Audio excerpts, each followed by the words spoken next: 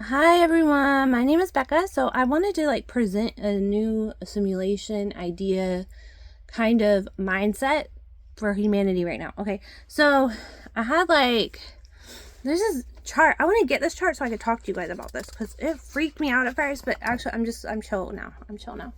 Okay, so when I saw this chart, I was like, oh, this is cool. Okay, so I just wanted to show you guys what I was thinking and stuff.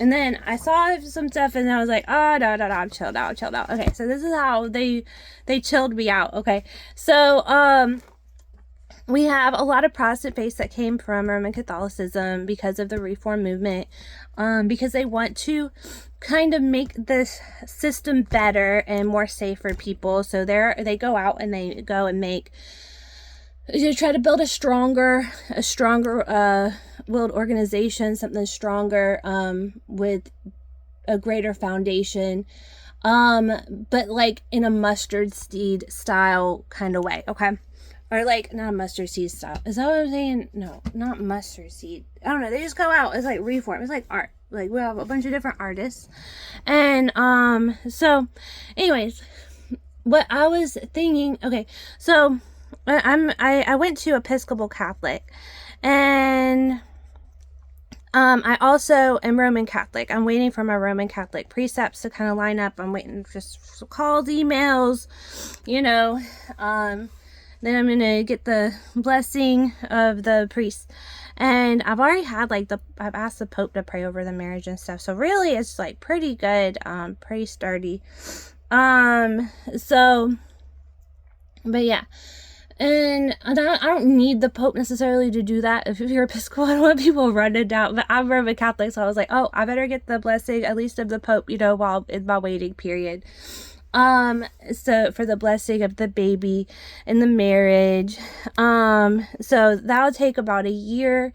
But what I wanted to tell you is, okay, so I started noticing, the majority of the Catholic Church is, we have cradle Catholics, people born in, and then we have people who are recruited.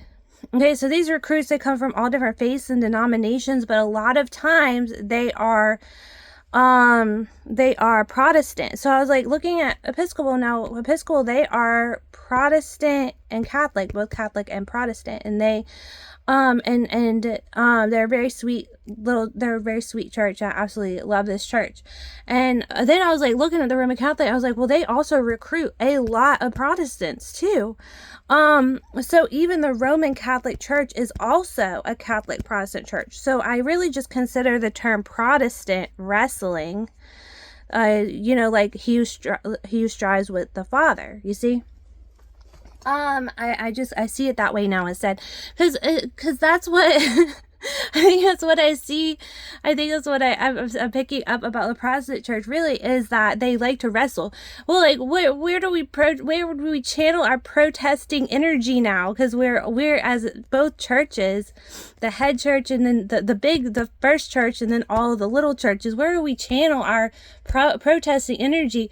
Well, we're always protesting something. I don't care who you are, and well, we could channel it into government. Where's our righteous protesting? We can't really protest. We don't want to protest our own organizations. Unless we see something ridiculous, something crazy. And then I was just isn't that fun? And so I don't know. I was just thinking about the two friends. You have friends C.S. Lewis and J.R. Tolkien, they were friends. Okay, and then I'm well, these are friend churches now. So I'm gonna be friends with both of these churches. So anyways, and I'm a writer too, and so I just love meditating on writing and being one with these churches. And so yeah. And I also am looking a little more into studying Eastern and Oriental, because I like theology, and I like to kind of observe how everyone is doing stuff differently. And I think I'm doing that so I can bring forth different ideas to the people. But I don't know what Christ is teaching me through it yet. But yeah, so I just thought that was so fun. But it's like we have protesting energy, so you're not going to protest the Father, so but what, who are you going, you're going to protest, in the Catholics, you're going to protest your own church that much, but you might, if you have the spirit of debate, so I don't know, the wrestle spirit, but yeah, so it's a lot of fun. But I just noticed that. But I was like, the majority of our church is a pretty mixed church these days. Like the Protestants are Roman Catholic, the Roman Catholics are Protestants, and they just kind of jump from church to church a lot of times. So I was like, maybe that'll bring more peace to people, knowing that grandma and it would bring me, I don't know, I just think about grandma's brunch. I don't care, my grandma's Catholic, okay, but I'll go visit my friend Kelly. We go have brunch with her Baptist grandma. It was so much fun too. It was a really fun family adventure, and it was like everyone's family. So I go on the internet, I'm like, I don't stay on those Facebook groups because it makes you lose perspective. Really does. It could make you lose perspective arguing with those people online saying, we know this and we know this and we gotta save you for this and save you for this. But they could just tell you, hey, if you want something to help reform in your church, why don't you guys just vote for a different hat or a different mitre for your popes and your priests? And why don't you guys think about I think that's what people are trying to do, really. Like, why don't you guys try, well, we would like to see, a lot of times they'll say, we would like to see this in y'all's church, or or we don't trust your church because of this. And you could be like, oh, well, we are doing this to fix that, we are working on this. So I was just thinking about it. The mitre thing was just an example, and it got brought up to me. And then what got brought up to me is like, hey, y'all would get more recruits if you would change the mitre, because the mitre, they'll tell you a whole history lesson about the mitre, what they think it is and what it is and what it isn't, and the little wrestling match about the mitre. I'm like, I could tell you guys a little about the mitre, but I don't know enough about it. And so I was like, I don't know.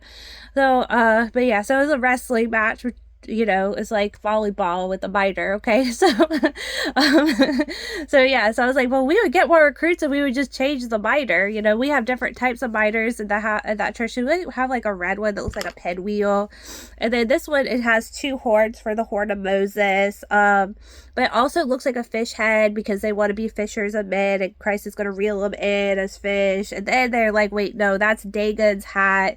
You actually made it like Dagon's hat, which was a false god that Yah struck down in Canaan. And so it's like, but they're like, no, but this is the way it's always been. We've always made it this way. And then someone's like, there's secret societies in there. They're actually sticking up for the secret societies. And then when they're like, well, we have both of these groups in the same church, so we're just going to see what they do. So I was just watching, and I was like, well, y'all, we can definitely like reform. That's easy, just if that's what's keeping people from coming in because of like paranoia, suspicion, or thinking that, that our church is doing something that it shouldn't be doing, So, but yeah, so I just wanted to talk to you guys about that. It was like volleyball with the mitre, or pickleball, or wiffle ball, I don't know.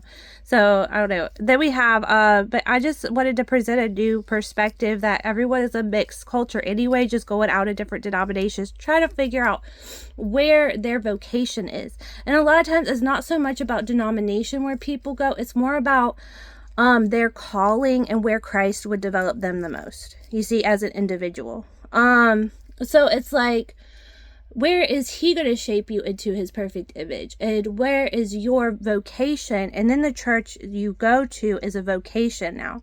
So it's like, your vocation, you are called to the Baptist church.